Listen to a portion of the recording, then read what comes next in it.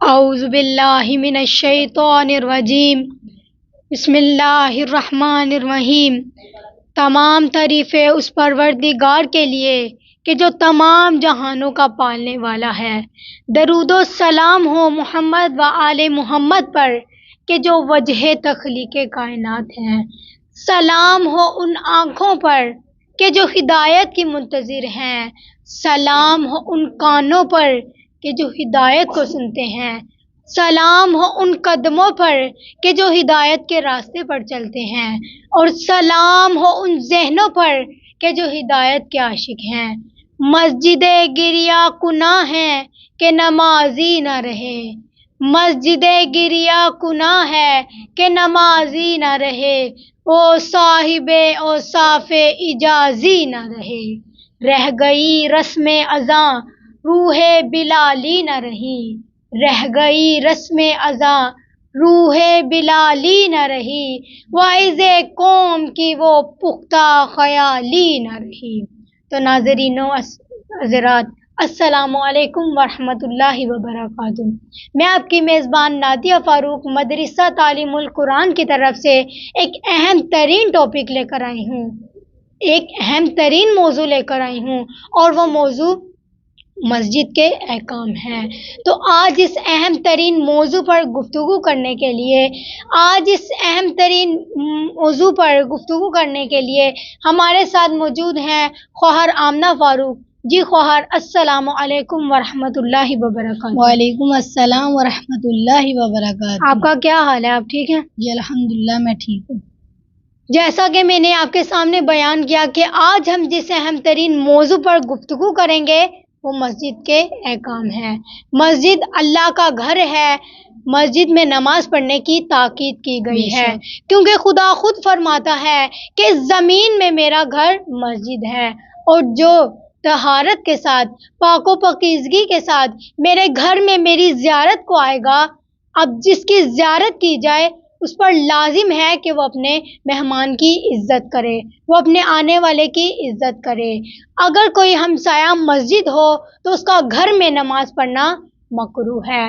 اللہ تعالیٰ نے مسجد بنائی سجدے گاہ کی جگہ، سجدہ کرنے کی جگہ۔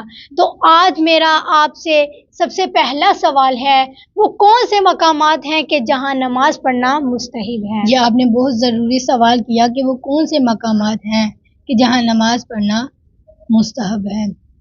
ان میں سے مقام مسجد ہے۔ مسجد میں نماز پڑھنا بہت فضیلت کے حامل ہے۔ بقول علامہ محمد اقبال کے، ستاروں سے آگے جہاں اور بھی ہیں، ستاروں سے آگے جہاں اور بھی ہیں، ابھی عشق کے امتحان اور بھی ہیں، ستاروں سے آگے جہاں اور بھی ہیں، ابھی عشق کے امتحان اور بھی ہیں۔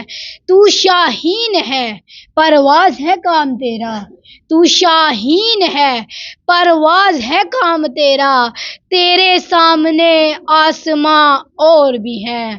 قناعت نہ کر عالم رنگ و بو پر، قناعت نہ کر عالم رنگ و بو پر، چمن اور بھی ہیں آشیاں اور بھی ہیں۔ اسی روز و شب میں الجھ کر نہ رہ جا، اسی روز و شب میں الجھ کر نہ رہ جا، کہ تیرے سامنے آسماں اور بھی ہیں۔ کچھ اور بھی ہیں جو مسجد کے اوپر کہ جس کی مسجد کے اوپر فضیلت ہے۔ ان میں سے مسجد الحرام ہے۔ مسجد الحرام میں نماز پڑھنا مستحب ہے۔ مسجد الحرام میں نماز پڑھنا 1,00,000 نمازوں کے برابر ہے۔ اور ایک اور بات کہ اگر مسجد میں جماعت ہو رہی ہو، وہاں پر ایسے جیسے سونے پر سہاگا ہے۔ حدیث میں ہے کہ جو شخص مسجد میں جماعت کے لیے آئے تو اس کا ہر قدم کے ہی بس 70,000 نیکیاں ملیں گی، اور اگر وہ شخص اسی حالت میں مر جائے گا تو خدا فرماتا ہے کہ اس کے اوپر قبر میں 70,000 فرشتے مقرر کیے جائیں گے جو اس کے لیے استغفار پڑھیں گے، جس کی تنہائی میں اس کے ساتھ ہوں گے، اور قیامت تک یہی سلسلہ جاری رہے گا۔ جی مومنین کرام، خواہر نے بتایا کہ وہ جگہ کہ جہاں نماز پڑھنے کی زیادہ تاکید کی گئی ہے وہ مسجد الحرام ہے۔ مسجد الحرام میں نماز پڑھنا مستحب ہے۔ مسجد الحرام میں نماز پڑھنا 1,00,000 نمازوں کے برابر ہے، اور دوسری مساجد میں نماز پڑھنا اہمیت کے حامل ہے۔ خواہر نے بتایا کہ اگر مسجد میں جماعت ہو جائے تو ایسے ہے کہ جیسے سونے پر سہاگا ہو۔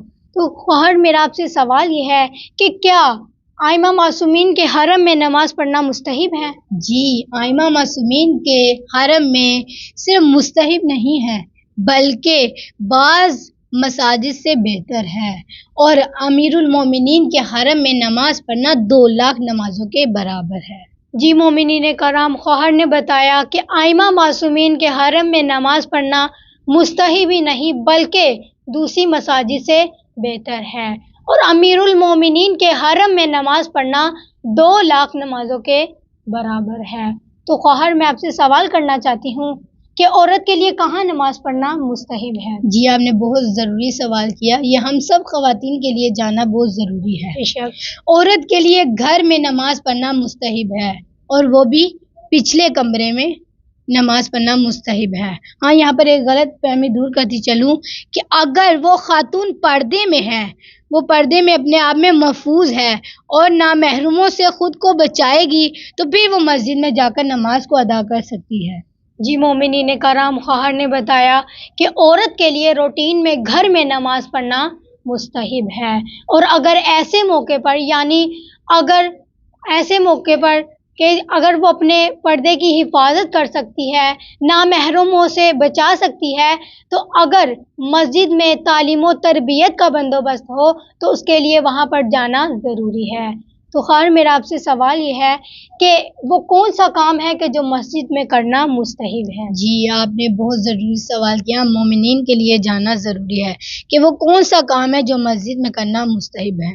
وہ کام جو مسجد میں کرنا مستحب ہے، مسجد کو صاف رکھنا مستحب ہے، مسجد میں چراغ جلانا مستحب ہے، مسجد میں سب سے پہلے آنا مستحب ہے، اور مسجد میں سب سے آخر میں جانا مستحب ہے۔ مسجد میں داخل ہوتے وقت دایاں پاؤں رکھنا اور نکلتے وقت بایاں پاؤں رکھنا مستحب ہے۔ مسجد میں صاف لباس اور باعزت لباس پہن کر خوشبو لگا کر آنا مستحب ہے۔ جیسا کہ خواہر نے بتایا کہ وہ کام کے جو مسجد میں کرنا مستحب ہے وہ مسجد کو صاف کرنا، مسجد میں چراغ روشن کرنا، مسجد میں سب سے پہلے آنا اور بعد میں جانا مستحب ہے۔ تو خواہر میرا تو مومنین کرام، یہ ہمارے لیے جاننا یہ بھی ضروری ہے کہ وہ کون سے مقامات ہیں کہ جہاں نماز پڑھنا مکروہ ہے۔ تو آئیں ہم اپنی خواہر سے پوچھتے ہیں کہ وہ کون سے مقامات ہیں کہ جہاں نماز پڑھنا مکروہ ہے۔ تو خواہر میرا آپ سے سوال یہ ہے کہ وہ کون سے مقامات ہیں کہ جہاں نماز پڑھنا مکروہ ہے؟ جی، آپ نے بہت امپورٹنٹ سوال کیا کہ وہ کون سے مقامات ہیں کہ جہاں نماز پڑھنا مکروہ ہے۔ حمام میں نماز پڑھنا مکروہ ہے، کسی کے مد مقابل نماز پڑھنا مکروہ ہے، کھلے دروازے کے سامنے نماز پڑھنا مکروہ ہے، اور سڑک پر نماز پڑھنا مکروہ ہے، آگ کے سامنے نماز پڑھنا مکروہ ہے، باورچی خانے میں نماز پڑھنا مکروہ ہے، کسی مجسمے کے سامنے نماز پڑھنا مکروہ ہے، اور کسی کے تصویر کے سامنے نماز پڑھنا مکروہ ہے۔ معذرت کے ساتھ یہاں پر میں آپ کی بات کو کاٹ رہی ہوں، میں آپ سے سوال کرنا چاہتی ہوں کہ اگر کوئی نماز پڑھ رہا ہے، تصویر سامنے نہیں ہے لیکن کمرے میں کسی اور دیوار پر لگی ہوئی ہے، تو کیا تب بھی نماز مکروہ ہے؟ جی، اگر کسی جاندار کی تصویر اسی کمرے میں لگی ہے کہ جس میں وہ نماز پڑھ رہا ہے، اگرچہ اس کے سامنے نہیں ہے لیکن اسی کمرے میں کسی اور جگہ پر لگی ہو تو پڑھنا مکروہ ہے۔ ہاں، اگر اس تصویر کے اوپر کپڑا یا کوئی چادر دے دی جائے تو پھر نماز میں کوئی حرج نہیں ہے، پھر مکروہ نہیں ہوگا۔ جیسا کہ مومنین کرام، خواہر نے احسن طریقے سے بیان کیا وہ مقامات کے جہاں نماز پڑھنا مکروہ ہے، تو آئیں ہم اپنے موضوع کی طرف چلتے ہیں۔ تو خواہر میں آپ سے سوال کرنا چاہتی ہوں کہ وہ کون سے کام ہے کہ جو مسجد میں کرنا مکروہ ہے؟ جی بالکل، مسجد میں دنیاوی باتیں کرنا مکروہ ہے۔ مسجد میں بلند آواز سے بولنا اذان کے علاوہ مکروہ ہے۔ مسجد میں لعاب دہن تھوکنا یا ناک کا پانی پھینکنا یہ مکروہ ہے۔ مسجد میں پیاز یا لہسن کھا کر آنا کہ جس سے منہ سے بدبو آئے اور مومنین کو تکلیف ہو تو مکروہ ہے۔ مسجد میں سونا مکروہ ہے۔ جیسا کہ خواہر نے بتایا کہ وہ کام کہ جو مسجد میں کرنا مکروہ ہے، وہ کام کہ جو مکروہ ہے وہ یہ ہے کہ مسجد میں سونا مکروہ ہے۔ مسجد میں سونا مکروہ ہے، اور اگر کسی نے پیاز یا لہسن کھایا ہے کہ جس کی وجہ سے اس کے منہ سے بدبو آ رہی ہو اور تمام مومنین کو اذیت ہو تو اس کا آنا مسجد میں مکروہ ہے۔ جی تو جہاں خواہر آپ نے یہ بتایا کہ وہ مقامات، وہ کام کہ جو مسجد میں کرنا مکروہ ہے، تو میں یہ بہت ضروری سوال پوچھنا چاہتی ہوں، امپورٹنٹ سوال پوچھنا چاہتی ہوں کہ وہ کون سے کام ہیں کہ جو مسجد میں کرنا حرام ہے؟ جی آپ نے یہ وہ سوال کیا کہ جو ہم سب مومنین کے لیے جاننا بہت زیادہ ضروری ہے کہ وہ کون سے کام ہیں جو مسجد میں کرنا حرام ہے۔ مسجد کو سونے سے زینت دینا حرام ہے، زینت دینا حرام ہے۔ مسجد کو سونے سے زینت دینا حرام ہے۔ مسجد کو بیچنا حرام ہے۔